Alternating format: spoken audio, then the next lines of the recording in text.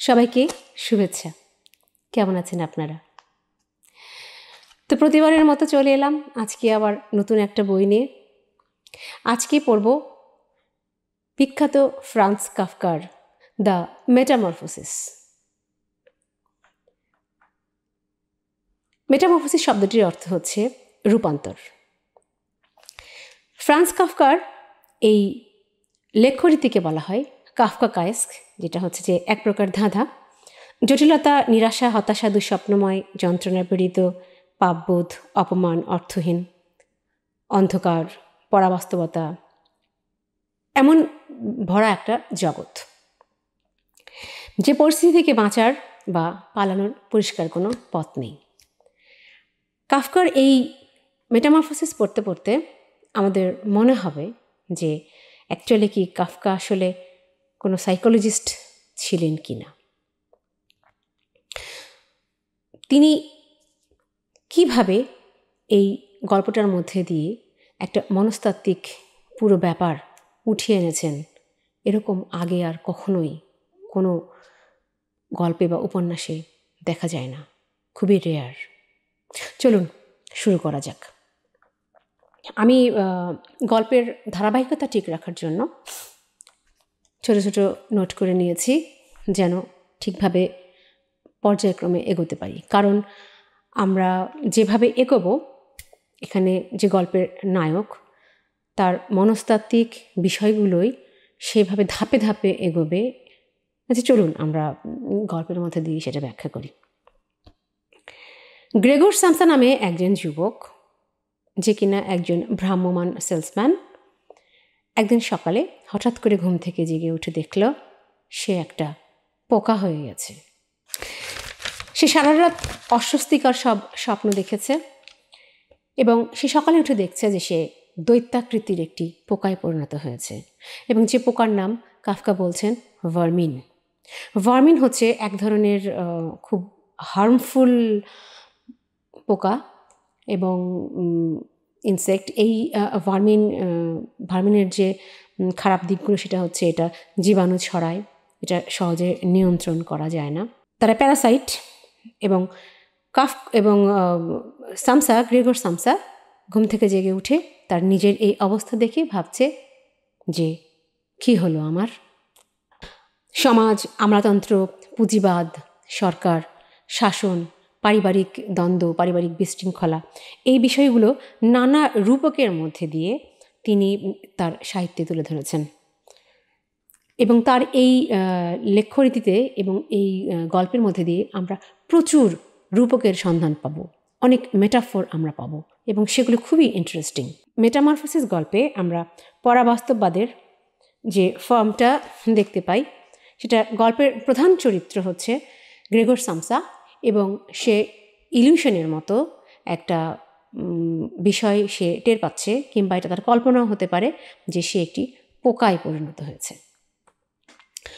অর্থাৎ আমরা ধরে নিতে পারি যে গ্রেগর সামসা এক ধরনের বিভ্রমের মধ্যে আছেন। গ্রেগর সামসা তার দৈত্যাকৃতির বডি দেখতে পাচ্ছে, এবং সে দেখতে পাচ্ছে যে তার বেঢপ একটা চূড়োর মতো একটা পেট, এবং তার কোনো নড়াচড়ার ক্ষমতা নেই, এবং তার সামনে অগন্তি পা, যে পাগুলো কিলবিল কিলবিল করে নড়ছে, এবং তার সমস্ত শরীরের মধ্যে এই পাগুলি শুধুমাত্র সচল, আর বাকি সমস্ত বডি অচল। গ্রেগরের ঘরে গ্রেগর বন্দি, আমরা যে গল্পের মধ্যে শুরুতে দেখতে পাই। সে গত রাতেই তার ঘরের 3টা দরজা আছে, সে দরজাগুলোর মধ্যে দিয়ে তালা চাবি, সে অতি সাবধান এবং খুব খুঁতখুঁতে স্বভাবের, এবং সে এগুলোতে তালা মেরে রেখেছে। তালা মেরে সে রাতে শুয়েছিল। তো যেহেতু সে একজন ভ্রাম্যমান সেলসম্যান, এটা তার একটা অভ্যাসের মধ্যে পড়ে আর কি। তার ঘরের মধ্যে দেখা যাচ্ছে একটা আলমারি, একটা পড়ার টেবিল, এবং উল্লেখযোগ্য একটা জিনিস আছে, সেটা হলো যে দেয়ালে একটা চিত্র, একটা সুন্দরী নারীর চিত্র, যে ফারকোটের মধ্যে ঢাকা আছে। এবং মেইন কথা হচ্ছে যে এই ছবিটা একটা ফ্রেমের মধ্যে গ্রেগর সামসা আটকিয়েছে, যে ফ্রেমটা গ্রেগরের নিজের হাতের তৈরি। কারণ গ্রেগর একজন খোদাই শিল্পী, সে কাঠ খোদাই করে করে সুন্দর করে ফ্রেম এবং কাঠের বিভিন্ন জিনিসপত্র তৈরি করতে পছন্দ করে। তো কাজেই এটা একটা রূপক হিসেবে আমরা দেখতে পাচ্ছি যে গ্রেগর তার একটা স্বপ্নকে, একটা মেয়েকে, একটা ফ্যামিলি, একটা সুন্দর সাজানো স্বপ্নকে তার নিজের হাতে তৈরি একটা গিল্টি করা ফ্রেমের মধ্যে আটকে রেখেছে। এই কাঠ খোদাই করা এক ধরনের শিল্প, যেটা গ্রেগরের জীবনের একমাত্র শখ। এছাড়া গ্রেগরের জীবনের আর কোনো শখ নেই। আরেকটা শখ আছে, সেটা আমরা পরে আসছি। বাইরে গ্রেগর দেখতে পাচ্ছে, সে যখন সকালে ঘুম ভেঙে গেছে, বাইরে দেখতে পাচ্ছে বৃষ্টি স্নাত দিন এবং তার ভীষণ বিষণ্ণ লাগছে। তার শরীরের সঙ্গে এইমাত্র যে ঘটনাটি ঘটেছে, গ্রেগর প্রাণপণে চেষ্টা করছে তার থেকে পালিয়ে যাওয়ার, এবং পালিয়ে যাওয়ার একমাত্র উপায় হিসেবে সে ঘুমকে বেছে নিল। ডিপ্রেশনে আচ্ছন্ন মানুষেরা সাধারণত তারা সারাদিনই বিছানা থাকতে ভালোবাসে। তাদের মন তাদেরকে তাড়া দেয়, বাইরের কাজের জন্য উৎসাহ দেয়, বাইরের আলোর মধ্যে যাওয়ার জন্য তাদেরকে সাহস যোগায়, কিন্তু শরীর কথা শোনে না। তো গ্রেগরের শরীরও সেই ক্ষমতা এবং সেই ইচ্ছেটা নেই, এবং তার শরীরও মনের বিরুদ্ধে চলছে। এবারে গ্রেগরের ডিপ্রেশনের কিছু কারণ আমরা এখানে দেখতে পাবো, যেটা খুব স্পষ্ট করে কাফকা একের পর এক বিশ্লেষণ করেছেন। আমি পয়েন্ট করে কারণগুলো বলছি। দিনের পর দিন একই চাকরি করে একঘেয়েভাবে। গ্রেগরের যে চাকরিটা, সেটা তার এই মানসিক বিকারের প্রথম কারণ। অফিসের কাজটা খুবই জটিলতর। গ্রেগরের ঘাড়ে আছে তার বাবা মায়ের ঋণ, মেইনলি তার বাবার ঋণ। সে দিনের পর দিন, বছরের পর বছর এই জটিল একটা কাজের মধ্যে দিয়ে, তার অপছন্দের একটা চাকরির মধ্যে দিয়ে তার বাবার ঋণ সে শোধ করে আসছে। এই সেলসম্যানের চাকরিতে তাকে বিভিন্ন জায়গায় ঘোরাঘুরি করতে হয়, এবং গ্রেগর বলছেন যে এটা খুবই অমানসিক কষ্টকর। সকালে ট্রেন পাবে কিনা তাই নিয়ে তার দুশ্চিন্তা নিয়ে ঘুম ভাঙে। একটা মানুষের যদি 5 বছর ধরে এই দুশ্চিন্তা নিয়ে ঘুম ভাঙে যে সকালে ট্রেন পাবো কি না, যদি ট্রেন না পাই তাহলে অফিসে পানিশমেন্ট হবে, তাহলে সেই মানুষটা ধীরে ধীরে ডিপ্রেশনের মধ্যে যেতে বাধ্য। এছাড়াও আছে অনিয়মিত আজে বাজে খাওয়া দাওয়া। যেহেতু তার জবটাই এরকম, এই খাওয়া দাওয়া তার শরীরের উপর প্রভাব ফেলেছে। প্রতিদিন নতুন নতুন মুখের সাথে পরিচয়। আমরা গত এপিসোডগুলোতে বার্ট্রান্ড রাসেলের সুখ গল্প থেকে, সুখ প্রবন্ধ থেকে আমরা পেয়েছিলাম যে মানুষের প্রতিদিন নতুন নতুন মানুষের সাথে পরিচয় হওয়া মানুষকে অবসাদগ্রস্ত এবং ক্লান্ত করে তোলে, কারণ ব্রেন তখন কাজ করে, ব্রেন ওয়ার্ক করে, ওই সামনের মানুষটাকে বুঝবার জন্য সে প্রতিনিয়ত কাজ করে, এবং এটা মানুষকে অবসাদগ্রস্ত করে। তো গ্রেগর যাদের সাথে মিশছে তারা কখনোই তার বন্ধু হবার নয়, কারণ কলিগ কখনো বন্ধু হয় না। সো ক্লান্তিকর কিছু সম্পর্কের মধ্যে দিয়ে সে প্রতিদিন ওঠা বসা করছে। আর গ্রেগর এমন একটা পরিবেশে চাকরি করছে যে পরিবেশটা হচ্ছে সেখানে তার জব স্যাটিসফ্যাকশন নেই।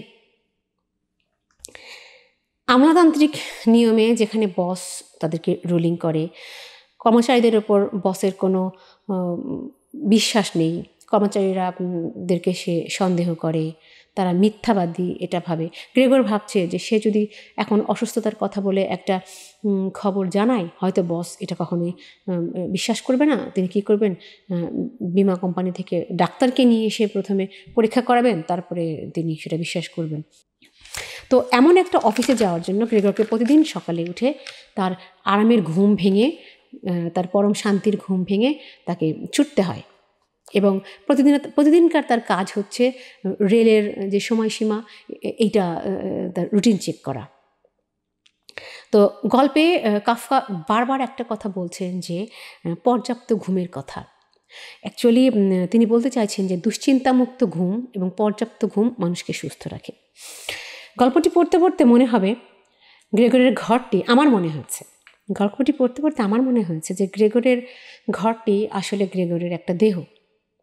কিছুক্ষণ এরকম একটা ইলিউশনের মধ্যেও আমি ছিলাম।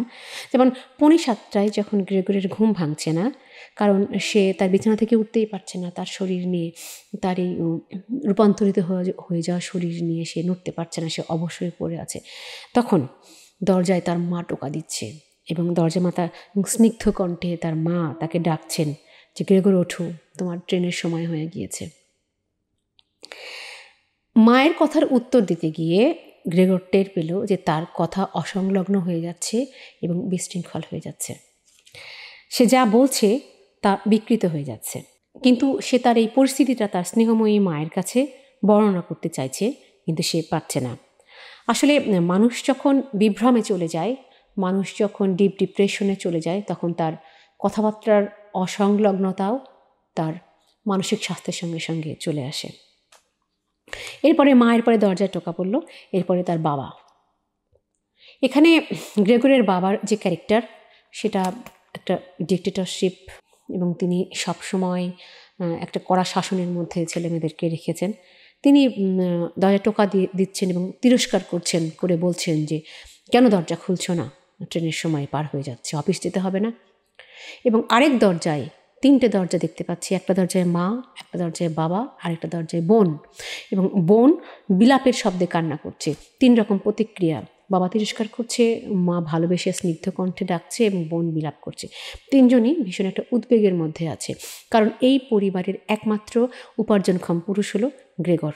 সে যদি ঠিকমতো অফিসে না যায়, তার যদি চাকরি না থাকে, তাহলে এই পরিবারটা একটা খুব বিপর্যস্ত অবস্থার মধ্যে পড়বে। চিত্রটা এভাবে ভাবা যায় যে একজন ডিপ্রেসড মানুষ কিছু অসংলগ্ন আচরণ করছে, এবং তার মাথার উপর তার মা, বাবা এবং বোন রীতিমতো হাউকাউ শুরু করেছে।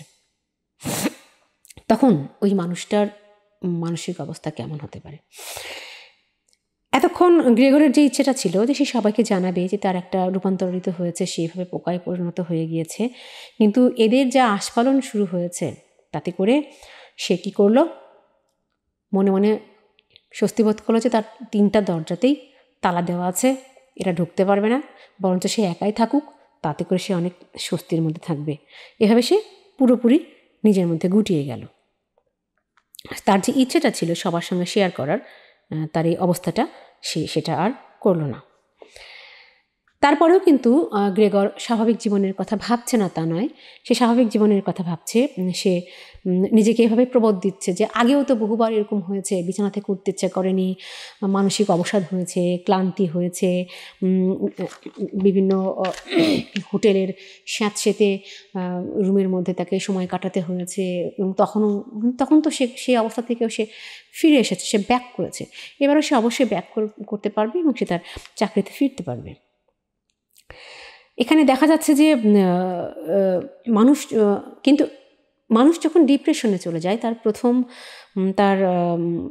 প্রথম কিছু উপসর্গের মধ্যে একটা হচ্ছে যে হাঁটার ক্ষমতা হারিয়ে যায়। সে ভাবে যে তার পাগুলো অবশ হয়ে যাচ্ছে, সে হাঁটতে পারবে না, তার শক্তি নেই। গ্রেগরের এখানে তাই হচ্ছে। এর মধ্যেও সে চেষ্টা করলো জানালা দিয়ে বাইরে তাকিয়ে নিচে দেখার এবং নিজের মনকে একটু সাহসী করার। মানে জানালা দিয়ে বাইরে তাকানো মানে হচ্ছে যে সেখানে আলো আছে, এবং আলো যে সিম্বল, এটা হচ্ছে সাহস এবং উৎসাহের সিম্বলিজম। সো গ্রেগর এই আলো এবং আলো থেকে, জানলা দিয়ে আসা আলো থেকে এক ধরনের উৎসাহ এবং সাহস নেওয়ার চেষ্টা করলো, কিন্তু বাইরের পরিবেশ কুয়াশাচ্ছন্ন, সে তা পারল না, তার মনটা আরও বিমর্ষ হয়ে গেল। অর্থাৎ গ্রেগর চেষ্টা করছে স্বাভাবিক হবার, রোজকার মতো কাজে ফিরবার, কিন্তু বাস্তবে ফিরবার অ্যাকচুয়ালি চেষ্টা করছে, কিন্তু বাইরের যে পরিবেশ, বাইরের ফ্যামিলি সদস্যদের যে পরিবেশ, এরা কেউই তাকে হেল্প করছে না। ডিপ্রেসড গ্রেগর এটাও ভাবছে যে তার এই মনোবৈকল্যের বিষয়টা যদি তার ফ্যামিলির সবাই টের পেয়ে যায়, তাহলে তারা অত্যন্ত দুশ্চিন্তার মধ্যে পড়ে যাবে, এবং সেটাও চাইছে যে তারা না জানুক, এবং সে নিজে নিজে ঠিক হওয়ার চেষ্টা করছে। এই অস্বাভাবিক অবস্থার মধ্যে গ্রেগর কী করলো, 2জন মানুষকে কামনা করলো যারা তাকে সাহায্য করতে পারবে। একজন মানুষ হচ্ছে তার বাবা, এবং দ্বিতীয়জন মানুষ হচ্ছে ওই বাড়ির কাজের ঝি। এখানেও কাফকা রূপক আকারে আমাদেরকে বোঝাবার চেষ্টা করছেন যে প্রথমে সে তার বাবাকে কেন কামনা করলো। কারণ তার বাবা ওই বাড়ির ডিক্টেটর, এবং তার হুকুমে চলে। তার বাবা এনার্জেটিক, তার বাবা সাহসী, এবং তার বাবা এতদিন পর্যন্ত যা বলেছে তাই হয়েছে। কাজে তার বাবা যদি এখন বলে দেয় যে একটা সাহস, একটা উৎসাহ যদি দিয়ে দেয় গ্রেগরের মধ্যে, তাহলে হয়তোবা গ্রেগর এই অবস্থা থেকে উঠে আসতে পারবে। আর একটা বিষয় হলো যে কাজের ঝি, যে হচ্ছে একেবারেই নন জাজমেন্টাল। মানুষ যখন ডিপ্রেশনে থাকে তখন সে সম্মান প্রত্যাশা করে, সে অন্যের কাছ থেকে সাপোর্ট প্রত্যাশা করে। সো এই কাজের মেয়েটা এক ধরনের দুর্বল একটা ক্যারেক্টার। যে কোনো জাজমেন্টাল কমেন্ট ডিপ্রেসড মানুষদের জন্য খুবই বিপজ্জনক। তো তাদের সাথে তো এই কাজের মেয়েটাকে সে এই কাজের তাদের যে বাসার ঝি তাকে তার মাধ্যমে সে চিন্তা করছে যে সে একটা সাপোর্ট পেতে পারে যা তার মনকে কিছুটা উৎসাহী করতে পারে। যদিও বাবার কঠোর শাসন গ্রেগরকে দিনের পর দিন এই অবস্থার মধ্যে ঠেলে দিয়েছে, এই অবসাদগ্রস্ত চাকরি করতে তাকে বাধ্য করছে, তবুও সে তার বাবাকেই কামনা করছে একজন শক্তিশালী পার্সন হিসেবে। গ্রেগর দেখছে তার ঘরের চারপাশে সবগুলো দরজা বন্ধ, কিন্তু তবুও সে আশা করছে তার ঘরের মধ্যে কেউ আসুক। এটার সিম্বল হচ্ছে যে মানুষ যতই ডিপ্রেশনে থাকুক এবং বিপর্যস্ত অবস্থার মধ্যে চলে যাক, তবুও সে চায় যে বাইরে থেকে কেউ তাকে সাহায্য করুক, কেউ তাকে ভালো করার জন্য, সুস্থ করার জন্য হাত বাড়িয়ে দিক, কারণ এই ডিপ্রেশন অত্যন্ত কষ্টকর। এদিকে গ্রেগরের লেট হচ্ছে, সে উঠতে পারছে না, তার ট্রেন চলে যাচ্ছে, সে দুশ্চিন্তায় আক্রান্ত হয়ে যাচ্ছে যে অফিসের বস বোধহয় এতক্ষণে তার চাকরি খেয়ে নিয়েছে, বস হয়তো এতক্ষণে তাকে গালিগালাজ শুরু করেছে, পানিশমেন্ট শুরু করেছে, কি হচ্ছে না হচ্ছে। এবং সে যে বড় দুশ্চিন্তাটা করছিল সেটাই ঘটে গেল। সেটা হলো তার অফিসের হেড ক্লার্ক তার বাড়িতে চলে এলো, না আসতেও পারত। গ্রেগরের যে বৈশিষ্ট্য, এখানে কিছু বৈশিষ্ট্য কাফকা দিয়েছেন, সেটা হচ্ছে গ্রেগর বিগত 5 বছর যাবৎ কখনো অফিস কামাই করেনি, অ্যাবসেন্ট করে নাই এবং দেরি করে নাই, এবং সে তার সাধ্য মতো তার চাকরির করে গেছে, বসকে খুশি করার চেষ্টা করেছে, যার ফলে তার অনেক পদোন্নতিও হয়েছে। কিন্তু এই যে একদিন গ্রেগর উঠতে পারেনি, সে যেতে পারেনি, তার হেড ক্লার্ক বাসায় চলে এসেছে, এবং গ্রেগর সেটা ঘরের ভেতর থেকে বুঝতে পারলো কিভাবে, হেড ক্লার্কের বুটের মশমশ আওয়াজে।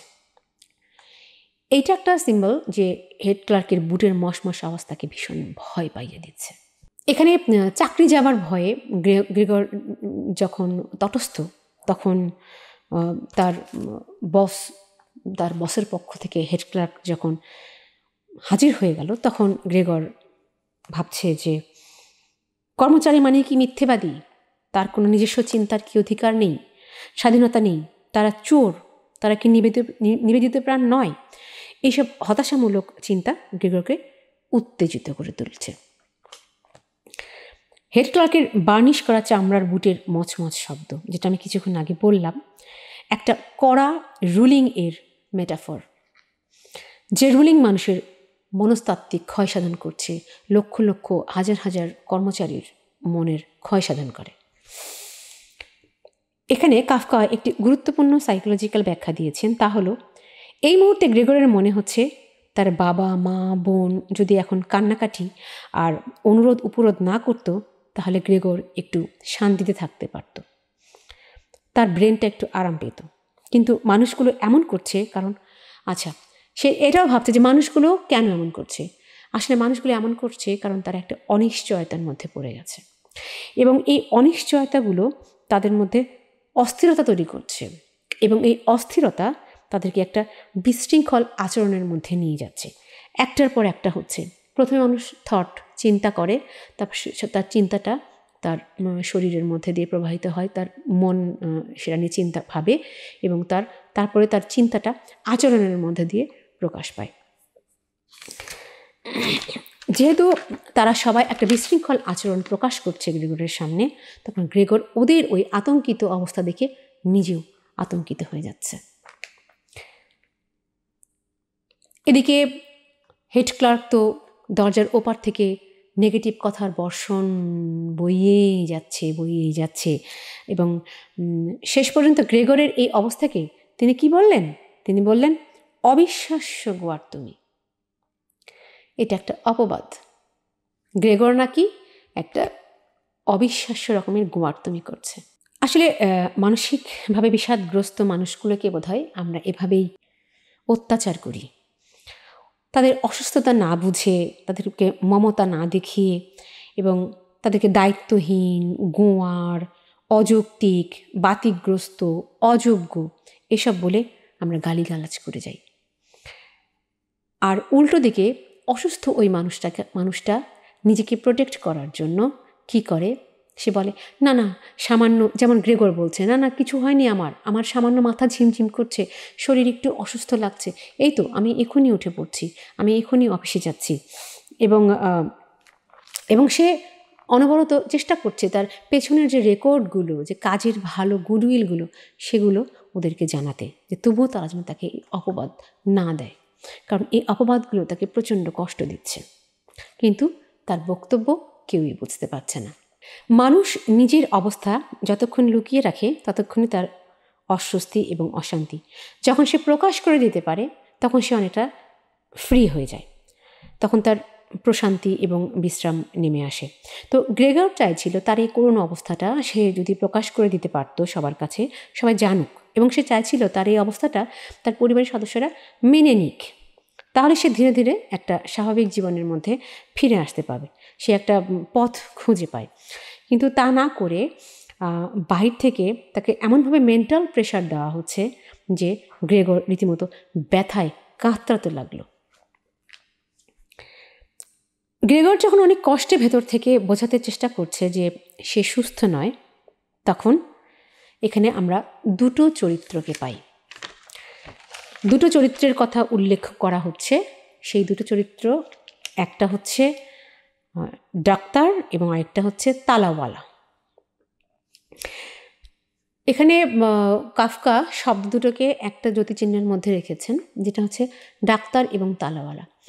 অর্থাৎ এই মুহূর্তে একমাত্র মনস্তাত্ত্বিক ডাক্তারই এসে পারে হচ্ছে যে গ্রেগরের মনের দরজার তালাগুলো খুলতে। চমৎকার একটা সিম্বল। তাই তালাওয়ালা এখানে খুবই একটা ইম্পর্ট্যান্ট ক্যারেক্টার। আমরা তালাওয়ালাকে এখানে পাই না, তালাওয়ালার কথা শুনতে পাই যে এসে গ্রেগরের মনের এই জটগুলো খুলবে। সে আসলে কে? সে আসলে ওই চিকিৎসক, যে তার চিকিৎসা করবে, যে গ্রেগরকে এই পোকার জীবন থেকে মুক্তি দেবে, সে যে মানুষ এটা তাকে মনে করিয়ে দেবে। ডাক্তার এবং তালাওয়ালার কথা শুনে গ্রেগর আবার নিজেই চেষ্টা করলো তার মনের তালাগুলো খুলবার জন্য, এবং সে এই চেষ্টা তার মুখ দিয়ে, যেহেতু তার হাত পাগুলো সব অন্যরকম হয়ে গেছে, পোকার মতো হয়ে গেছে, সে তার মুখ দিয়ে ওই তালাটা খোলার চেষ্টা করলো। এবং সে যখন এটা খুলছে সে তখন আশা করছে যে তার এই ছোট্ট কাজটাকে বাহির থেকে বাবা মা এবং বোন উৎসাহ দিক, যাতে করে সে এই তালা খোলার কাজটা করতে পারে এবং যাতে করে সে তার এই মানসিক অবস্থা থেকে বেরিয়ে আসতে পারে।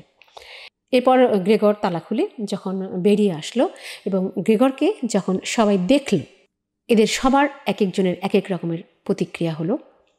তার বাবা রাগে দুঃখে কেঁদে দিলেন এবং তার বস তাকে দেখে পালিয়ে যেতে উদ্যত হলেন এবং তার মা বেহুশ হয়ে গেলেন।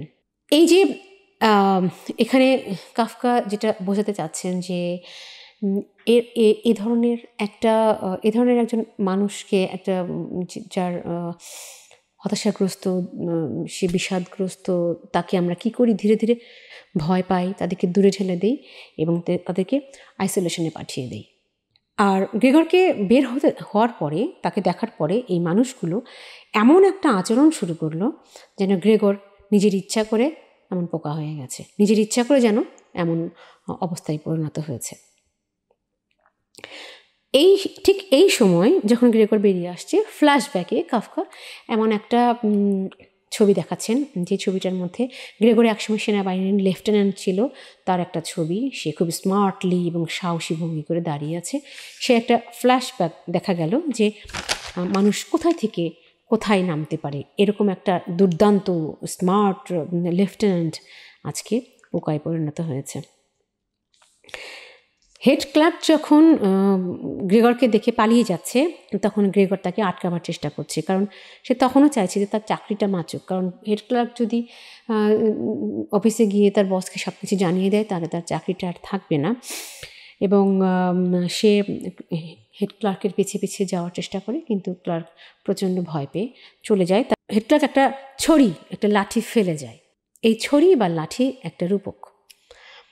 এটা কিসের মেটাফোর? এটা হচ্ছে ওই ডিক্টেটরশিপের মেটাফোর। এতদিন যেটা বসের হাতে ছিল, এখন সেটা উঠে এলো তার বাবার হাতে। তার বাবা কী করলেন, ওই ছড়িটা দিয়ে গ্রেগরকে তাড়াতে লাগলেন, তাড়িয়ে তাড়িয়ে ঘরের মধ্যে ঢুকিয়ে দিতে লাগলেন। অর্থাৎ ডিক্টেটরশিপ যেমন প্রতিষ্ঠানে চলে, প্রতিষ্ঠানে যেমন মানুষকে ক্লান্ত করে, প্রতিষ্ঠানে যেমন মানুষকে অবসাদগ্রস্ত করে তোলে, তেমনি একই রকমের ডিক্টেটরশিপ পরিবারেও চলে। গ্রেগরের বাবা একজন বোধ বুদ্ধিহীন মানুষ, যে কিনা ছেলের মনোভাব বোঝার মতো বিন্দুমাত্র ক্ষমতা নেই। সে ছেলের প্রতি নির্মম, তার ব্যবহার জঙ্গলির মতো। কাফকা গ্রেগরের বাবার সম্পর্কে এই জঙ্গলি শব্দটা 2 বার ইউজ করেছেন।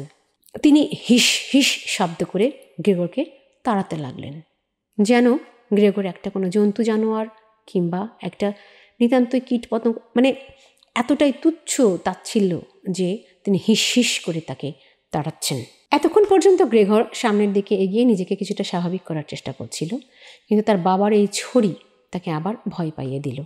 এখানে গ্রেগরের বাবা তার ওই শাসনদণ্ড দিয়ে, ওই ছড়িটা দিয়ে গ্রেগরকে এমনভাবে শাসন করছেন যে গ্রেগর আরও ভয় পাচ্ছে এবং সে ভয় পাচ্ছে যে তাকে আঘাত করা হবে। পরিবারের এইসব কড়া শাসন, পরমত অসহিষ্ণুতা, ছোটদের বিষাদগ্রস্ত, ট্রমাটাইজড করে তোলা, তাদের মনের একটা সাদা দেয়াল, এখানে আমরা এক ঝলক কাফকা একটা রূপক তুলে এনেছেন, একটা সাদা দেয়ালের মধ্যে কুৎসিত সব দাগে ভরিয়ে তোলা। সন্ধ্যায় যখন গ্রেগরের ঘুম ভাঙল, দেখা যাচ্ছে যে বাইরের জগৎ সম্পর্কে এখনও তার কিছুটা আগ্রহ আছে।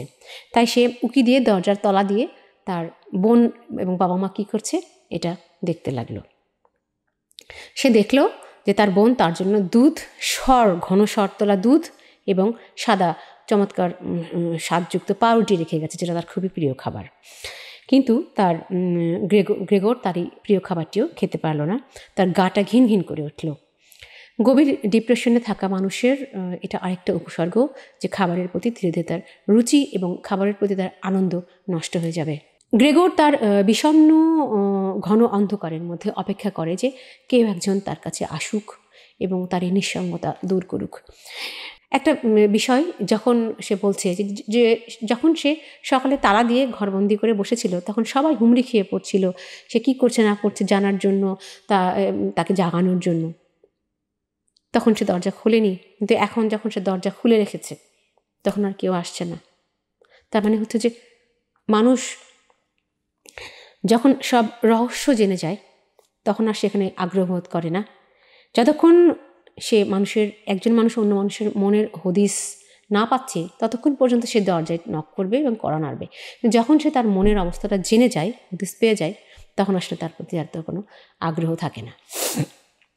তো অনেক রাতে গ্রেগর যখন নিশ্চিন্ত হলো যে সবাই তাকে অ্যাভয়েড করছে, সে এই দীর্ঘ সময় অপেক্ষা করলো কিন্তু কেউ এলো না, তার দরজা খোলা থাকার পরে এলো না, তখন সে নিশ্চিন্ত হলো যে সবাই তাকে অ্যাভয়েড করছে।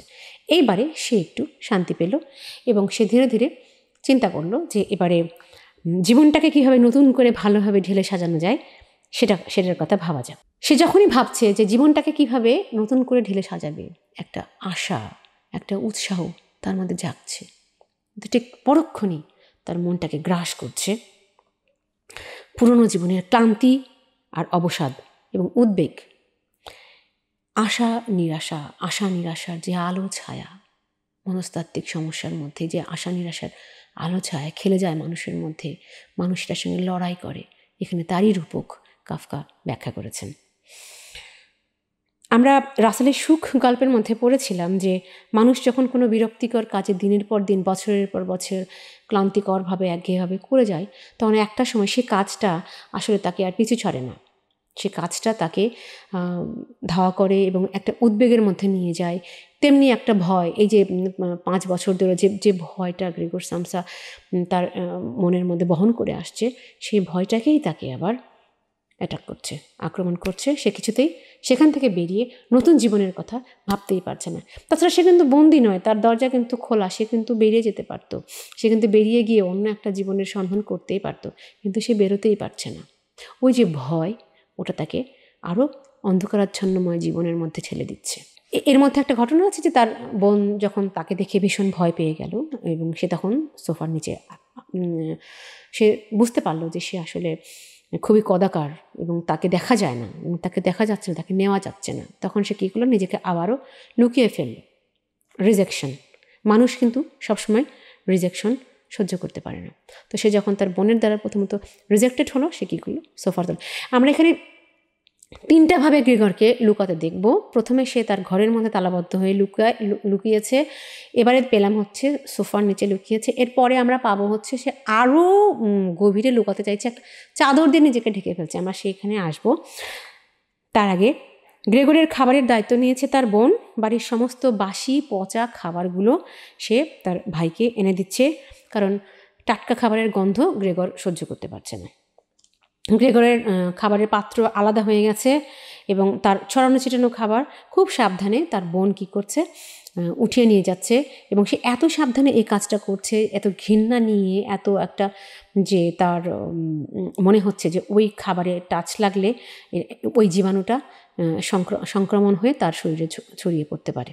গ্রেগর কিন্তু আড়াল থেকে ঠিক তার বোনকে লক্ষ্য করছে এবং খেয়াল করছে, এবং সে তার বোনের মধ্যে একটু হলে দরদ এবং ভালোবাসা খোঁজার চেষ্টা করছে।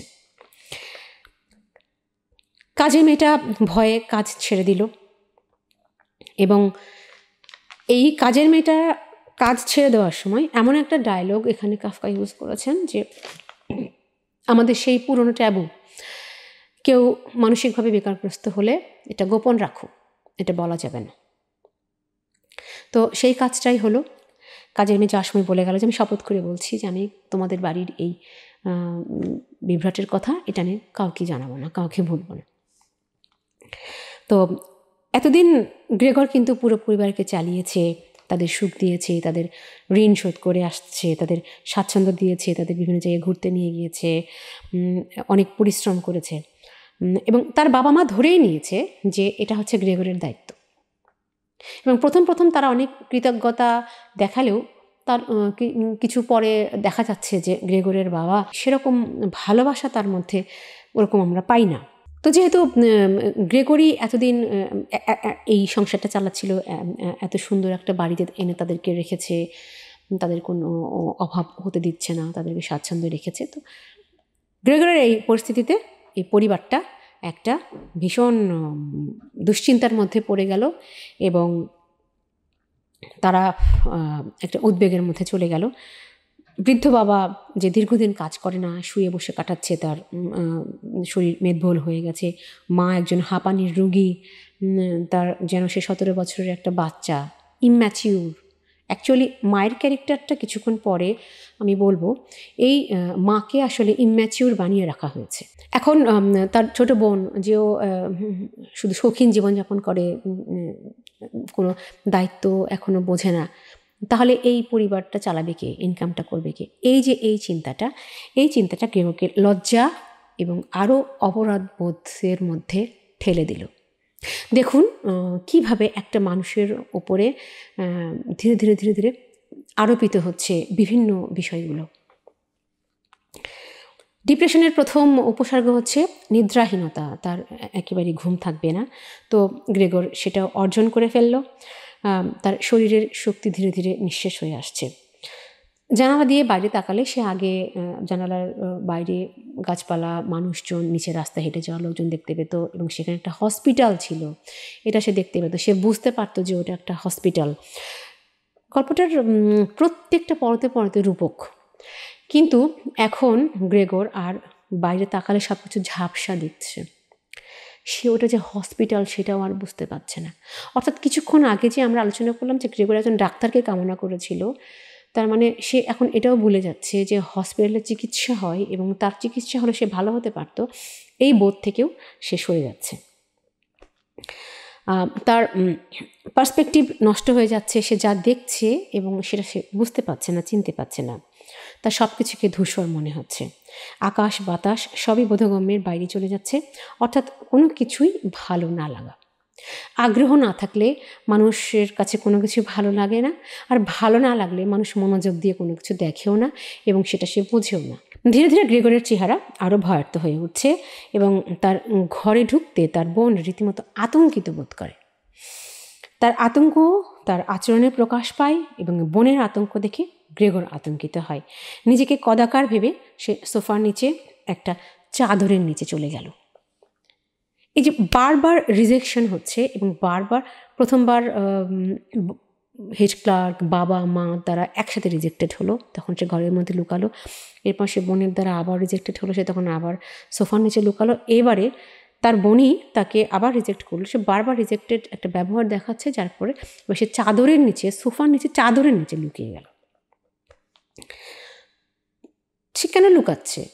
সে নাও লুকাতে পারতো, সে এই জন্য লুকাচ্ছে যে তাকে দেখে যেন বোন ভয় না পায়, সে যেন তবুও তার ঘরে আরেকবার হলেও আসে, মানে সে তাকে এখন পর্যন্ত কামনা করছে।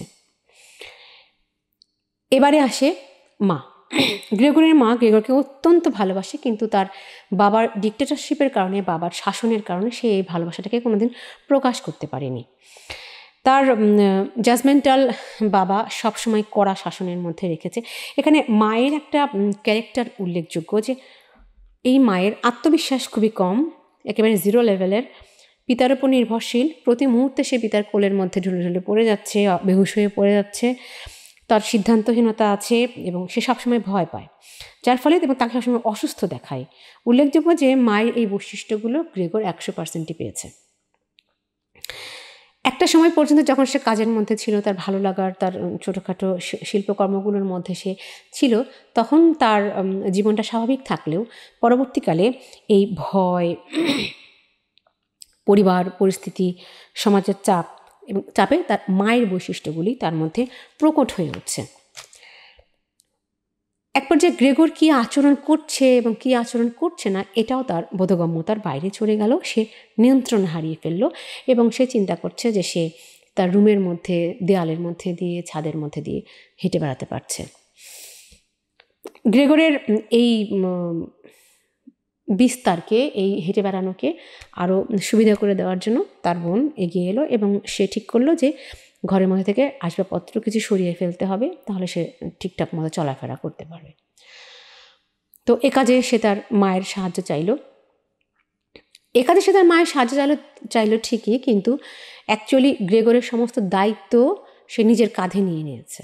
এখানে এসে আমরা দেখতে পাচ্ছি যে ডিক্টেটরশিপ, যে ছড়ি বাবার হাত থেকে চলে গেছে বোনের হাতে, গ্রেগরের ছোট বোনের হাতে এখন গ্রেগরের ওপরে শাসনদণ্ডটা চলে গেছে। সে তার মাকে জাস্ট হেল্প করার জন্য বলছে, জিনিসপত্র কিছু সরানোর জন্য তাকে হেল্প করতে হবে।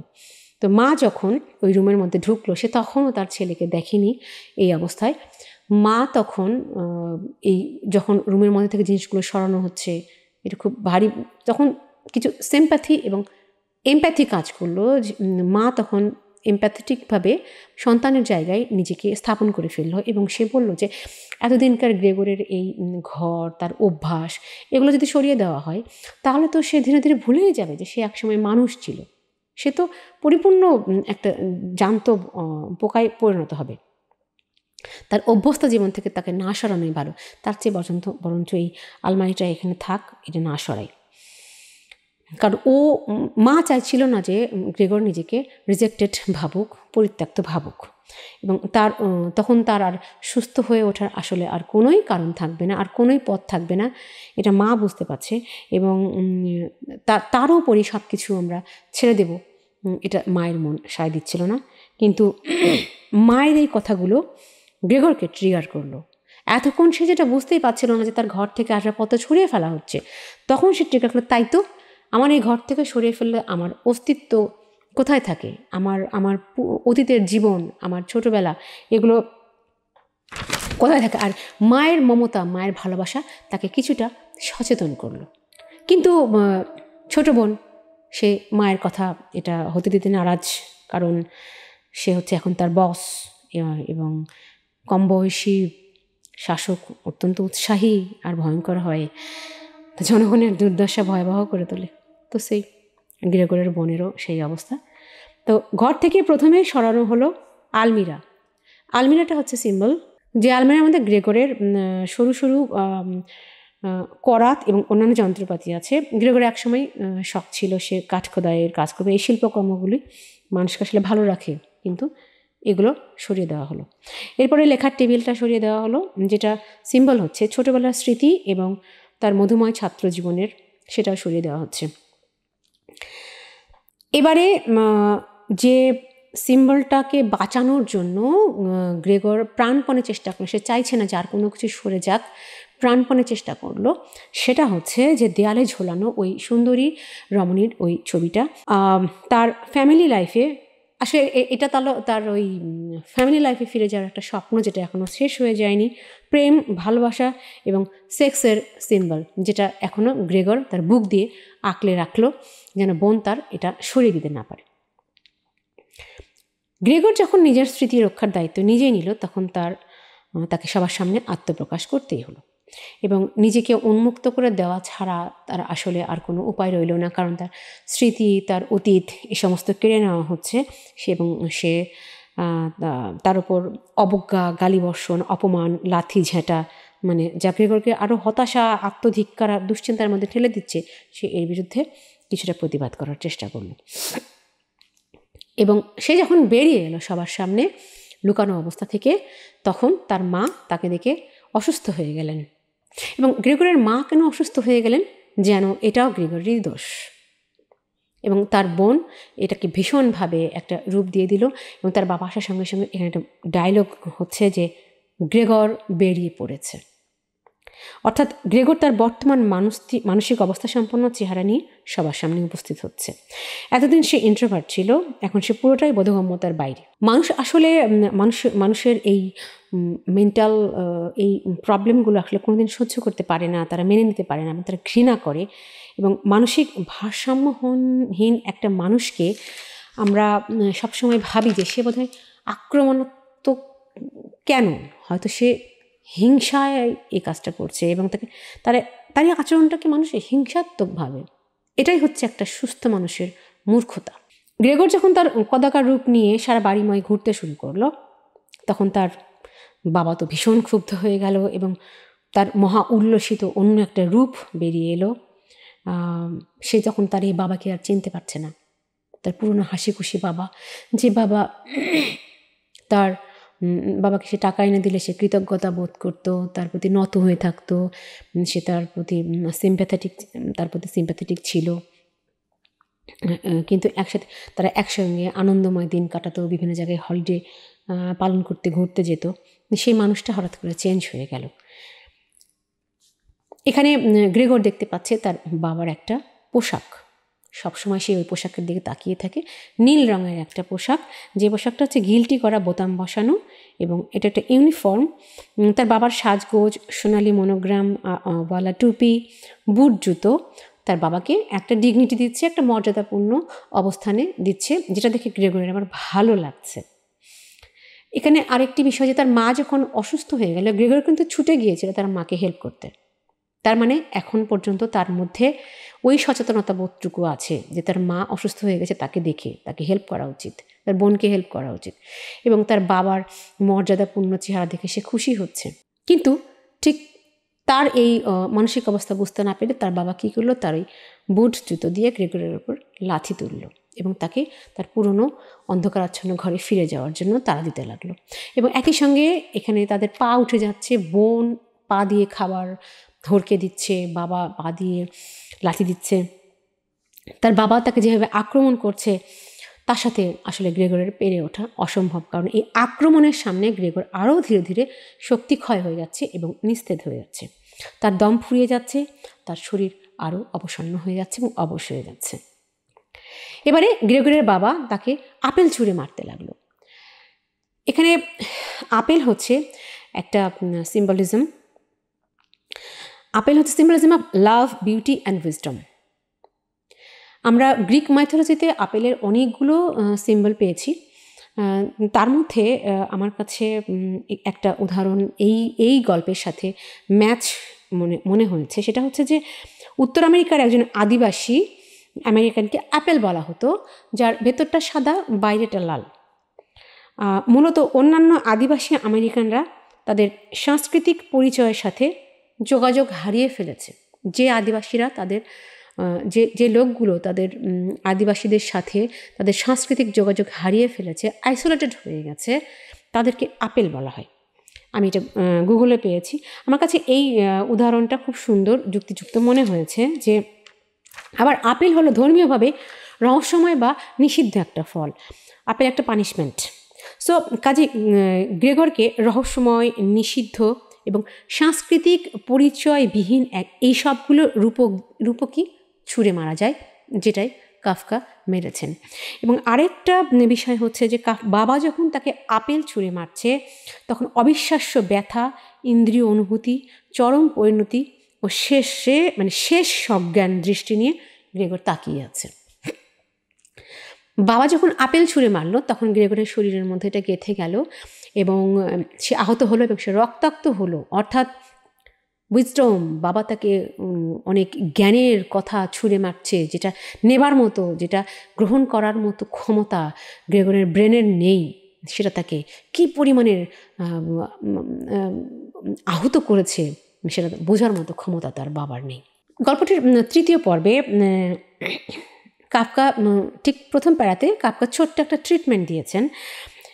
তিনি বলছেন যে এ ধরনের অবস্থায় যদি ঘেন্নাও লাগে, পরিবারের সদস্য হিসেবে তাকে মেনে নিতে হবে, তাকে শত্রু হিসেবে দেখা যাবে না এবং ধৈর্যের সঙ্গে তাকে সহ্য করতে হবে।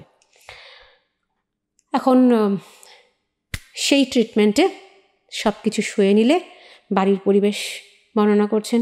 বাড়ির পরিবেশ, গ্রেগর আরও অন্ধকারে ডুবে গেছে এবং তার সামনের দরজাটা খুলে রাখা হয়েছে এবং সে অন্ধকারে বসে বসে দেখছে যে ভীষণ আলোর মধ্যে, অনেক খাওয়া দাওয়া, আনন্দের মধ্যে তার বাবা, বোন এবং মা দিন যাপন করছে। কিন্তু গ্রেগরের সেখানে যাবার মতো ক্ষমতা নেই।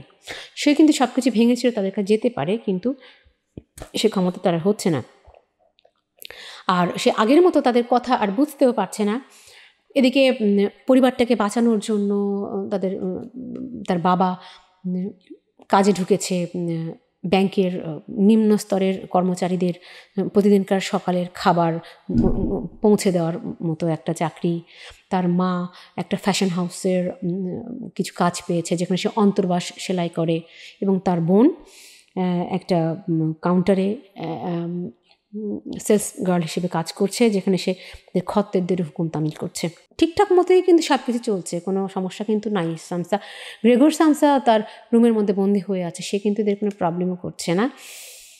শুধু বাড়ির ইনকামের পার্সনগুলো চেঞ্জ হয়ে গেছে, কিন্তু তারপরে এই বাড়িতে নিরাশা দিয়ে ভরা, হতাশা দিয়ে ভরা, এবং তারা নিজেদেরকে অত্যন্ত দরিদ্র মনে করছে। তারা তাদের যত দরিদ্র আত্মীয় স্বজন আছে তাদের থেকেও নিজেদেরকে দরিদ্র মনে করছে। অ্যাকচুয়ালি এটা হচ্ছে তাদের মানসিক দৈন্যতা। এই যে গ্রেগরকে তারা মেনে নিতে পারছে না এবং গ্রেগরের যে বিষণ্ণতা এবং হতাশা, সেটা তাদের মধ্যে ঢুকে যাচ্ছে এবং তারা সেইভাবেই নিজেদেরকেও ট্রিট করছে। এর মধ্যে একদিন তারা কি করলো, গ্রেগরের ঘরের দরজা একেবারে বন্ধ করে দিল। এবং অর্থাৎ এই যে গ্রেগরের ঘরের দরজা একেবারে বন্ধ করে দেওয়ার সিম্বলটা হচ্ছে যে গ্রেগরের প্রতি আর কোনো আদর, ভালোবাসা, আগ্রহ আর কিছুই নেই, এগুলোই শেষ হয়ে গেছে। এর মধ্যে গ্রেগরের পুরোপুরি বন্দি জীবনের মধ্যে তার ঘুম একেবারে চলে গেছে, ক্ষুধা একেবারে নষ্ট হয়ে গেছে। ডিপ্রেশনের চূড়ান্ত পর্যায়ের এই উপসর্গগুলো হচ্ছে ঘুম নষ্ট হয়ে যাওয়া এবং ক্ষুধা চলে যাওয়া। অতীতের চেনা মানুষগুলোকে সে ভুলে যাচ্ছে। আর একটু আগে বললাম যে তার সব কিছু ঝাপসা, সে কোনো কিছু আর দেখলে বুঝতে পারে না সেই জিনিসটা কী। এবং তারপরে তার কথা থেমে গেছে, সে নীরব হয়ে গেছে। সে আগে যে অসংলগ্ন কথাগুলো বলে নিজেকে বোঝাতে চাইতো এবং সেগুলো এখন তার বন্ধ হয়ে গেছে, সে চেষ্টাও আর করে না। আর গ্রেগরের যে যত্ন শেষ হয়ে গেছে, সেটা হচ্ছে পথের কুকুরের মতো তার সামনে কিছু বাসি পচা খাবার ছুঁড়ে ফেলে দিয়ে তারা চলে যায়। আর ঘরের মধ্যে গ্রেগরের মলত্যাগ, হাগুমুতু সব কিছু চলছে, নোংরা করে রাখছে।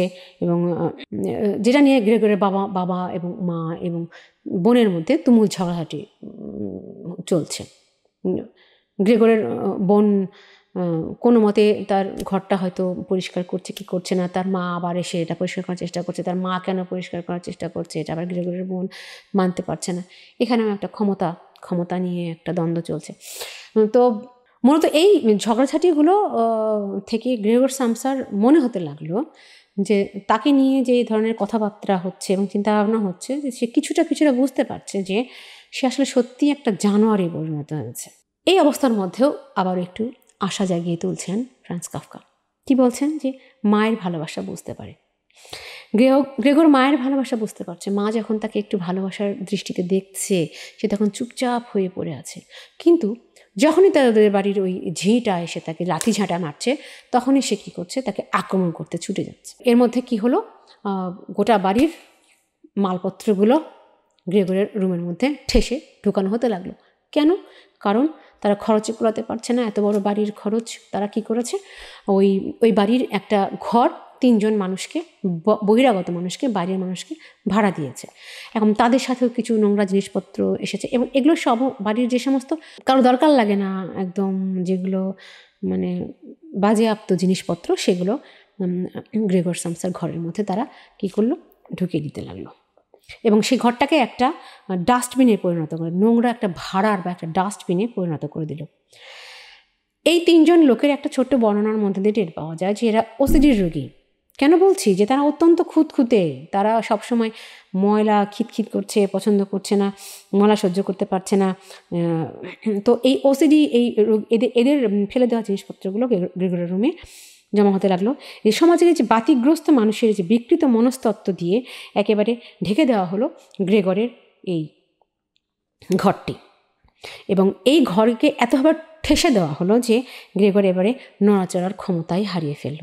তার যে ছোট্ট চলাফেরার জায়গাটুকু ছিল সেটিও নিয়ে হয়ে গেল। সে এখন মৃতপ্রায়। ক্লান্তিতেও যে কেউ মারা যেতে পারে, এটা কি আমরা জানি? হায় রে!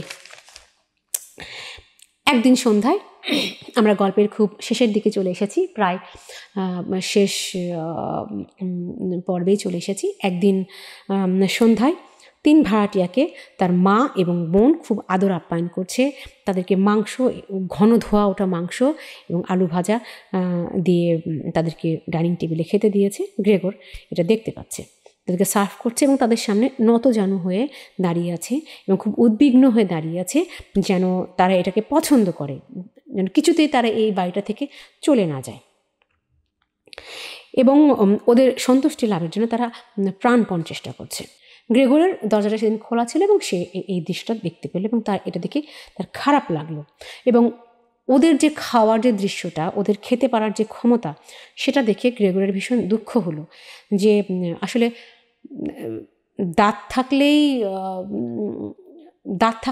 চোয়াল থাকলেই হবে না, খাওয়ার মতো ক্ষমতা থাকতে হবে, এরকম একটা ডায়লগ আছে এখানে, যে জীবনকে উপভোগ করার ক্ষমতা সবার হয় না। মন, হৃদয়, শরীর সবারই থাকে, কিন্তু মানুষের অতৃপ্তি থেকে যায় এবং তাই নিয়েই অনেক মানুষকে বেঁচে থাকতে হয়। তো সেই সন্ধ্যায় গ্রেগরের বোন যখন ওই 3 ভাড়াটিয়াকে বেহালা বাজিয়ে শোনাতে লাগলো, তখন আমাদের নাটকটা একটু জমে গেল। এখানে কি হলো, গ্রেগরের একটা স্বপ্ন ছিল যে সে তার বোনকে প্রফেশনাল বেহালা বাদক হিসেবে গড়ে তুলবে, সে তাকে ভর্তি করিয়ে দিবে এবং তার বোন চমৎকার বেহালা বাজাবে, কারণ গান হচ্ছে গ্রেগরের আত্মার খাদ্য। বেহালা বাদ্য গ্রেগর অত্যন্ত পছন্দ করে, ভালোবাসে, এটা তাকে বাঁচিয়ে রাখে, তার আত্মার খোরাক।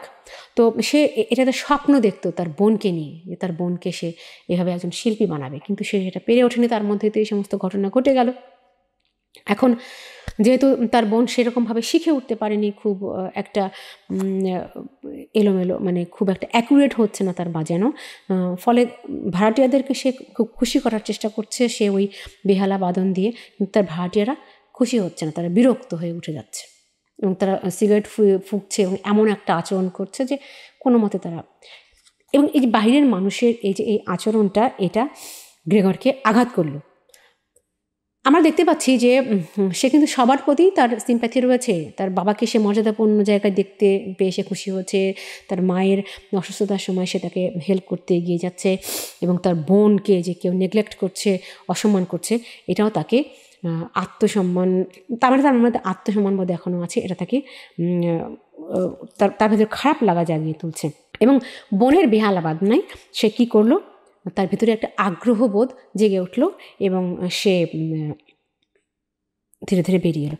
মানসিক রোগীরা তো ঠিকঠাক মতো গোসল করে না, নোংরা হয়ে থাকে, সাধারণত ময়লা নোংরার মধ্যে পড়ে থাকতে পছন্দ করে, মানে তাদের শরীরের মধ্যে চুল, সুতো, তারপরে তেনা, পচা খাবার, দুর্গন্ধ, এই সব কিছু নিয়ে তারা বাস করতে পছন্দ করে এবং একটা এসব কিছুর প্রতি একটা উদাসীনতা তাদের কাজ করে, তারা পরিষ্কার পরিচ্ছন্ন হতে চায় না। তো ওই সব নিয়েই সে কী করলো, ওই তার বন্দি ঘরটা থেকে বেরিয়ে এলো।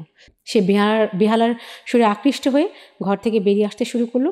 একসময় তখন হঠাৎ করে তারা তাকে ওই ভাড়াটিয়ারা তাকে দেখে ফেললো এবং তার প্রচণ্ড ভয়ে, আতঙ্কে এবং টিটকিরির মধ্যে দিয়ে তাকে ইন্ডিকেট করতে লাগলো। এখানে একটা কথা ভুলে গেছি যে স্বপ্ন, বেহালার সুরের মধ্যে এক ধরনের স্বপ্ন আছে, যে স্বপ্নটা সে দেখেছিল তার বোনকে। আর স্বপ্ন থাকলে মানুষ সুস্থ থাকে, আর লক্ষ্য থাকলে মানুষকে হতাশা আক্রমণ করতে পারে না। এখানে যখন তার বোনের বেহালাকে তার ওই লোকগুলি অসম্মান করছে, তারা পছন্দ করছে না, তখন একটা ডায়লগ আছে যেটা হচ্ছে যে কাফকা বলছেন যে সঙ্গীত এখনও তার মনকে নাড়া দিচ্ছে, তার মানে সে এখনও মানুষ এবং মানবিক, মানে সে এখনও জন্তু হয়ে ওঠেনি, সে এখনও পশু নয়। সঙ্গীত সেই অজানা খাদ্য যা তার মনের তালাকে খুলে দিতে পারত।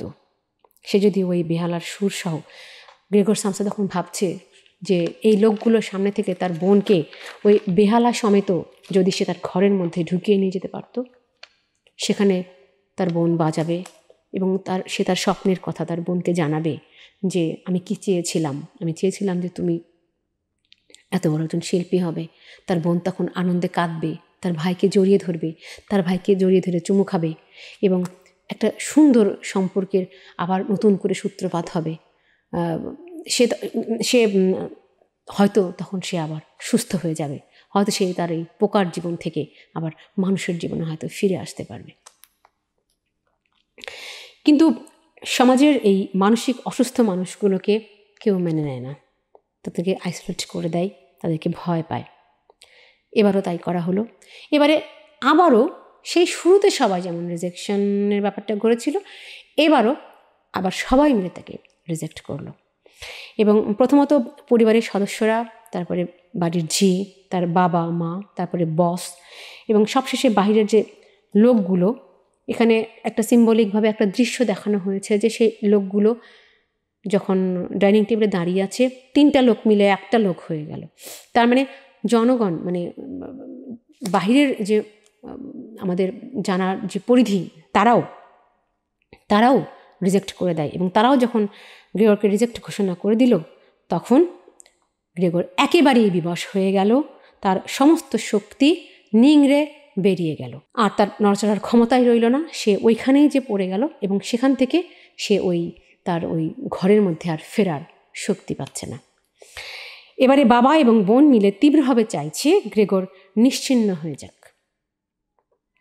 অর্থাৎ একটা পর্যায়ে মানুষ আর এ ধরনের মানুষকে সহ্য করতে পারে না, মেনে নিতে পারে না, তার মৃত্যুই তারা কামনা করে। তারা এতটাই অসহ্য হয়ে যায় এদের পীড়নে যে তারা আর ওই মানুষটাকে চায় না যে তারা বেঁচে থাকুক, পরিবারের স্বস্তি নেমে আসুক, শান্তি নেমে আসুক, এটাই তারা চায়। এবং বাবা আর বোন যখন ট্রিগার করলো, এখানে একটা জিনিস খেয়াল করতে হবে যে কোনো কথাই গ্রেগরের ভেতর থেকে আসছে না, এটা বাইরে থেকে ট্রিগার করা হচ্ছে। বাবা এবং যে গ্রেগর শেষ হয়ে যাক, মরে যাক, নিশ্চিহ্ন হয়ে যাক, তখনই গ্রেগরের মধ্যে একটা ভাবনা জেগে উঠল যে জীবন থেকে আসলে মুক্তির একটা পথ সে খুঁজে পেল। মানে এই অসহ্য জীবন থেকে যে মুক্তির উপায়, সেটা হচ্ছে মৃত্যু। এবং সে ধীরে ধীরে তার ঘরের মধ্যে ঢুকে গেল এবং এই মৃত্যুকে নিয়ে সে নতুন করে ভাবতে শুরু করল। এবং এই মৃত্যু একই সঙ্গে তাকে শূন্যতা এবং একটা প্রশান্তিময় ভাবনার মধ্যে কিছুক্ষণ তাকে বোধ করে রাখল। এখানে তার এই মৃত্যু চিন্তাকে নিহিলিজম এবং এক্সিস্টেন্সিয়ালিজম, এই দুটো জিনিসই আলো ছায়ার মতো কাজ করছে। সে যখন ভাবছে তার চাকরি বাকরি, অতীত জীবন, তার পরিবার সদস্য সব অ্যাবসার্ড, এগুলোর কোনো মানেই নেই, মৃত্যুই একমাত্র তার কাঙ্ক্ষিত।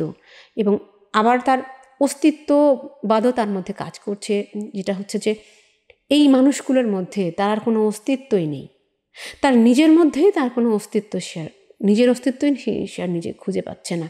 এই মানুষগুলোর মধ্যেও নেই। সো একটা সব কিছুই অ্যাবসার্ড এবং সব এই কোনো কিছুরই কোনো মানে নেই, এইরকম একটা জায়গায় সে পৌঁছে গেল।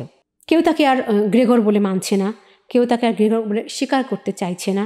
তার যে আগেকার যে অবদানগুলো, তার এই পরিবারের জন্য তার যে অবদানগুলো, এগুলোকে সবাই ভুলে গেছে এবং সে এই পৃথিবী থেকে চলে যাক, তাদের সামনে থেকে দূরে সরে যাক, এটাই সবাই চাইছে। অর্থাৎ সে একটা অস্তিত্বহীনতার মধ্যে ঢুকে গেল এবং রাত 3টের দিকে, মাঝরাতের দিকে সে আত্মহত্যা মধ্যে দিয়ে তার চেতনাকে বিলীন করে দিল। সবাই ভারমুক্ত হলো, পরিবারে শান্তি ফিরে এলো, নতুন স্বপ্নে উজ্জ্বল ভবিষ্যতের আলোকে সবাই আবার হাসি আনন্দে মেতে গেল, স্বপ্নের পথে এগিয়ে চলল তারা। এতদিনের যে মানসিক চাপ, সেটা থেকে মুক্তি পেল গ্রেগর সামসার পরিবার। ধন্যবাদ।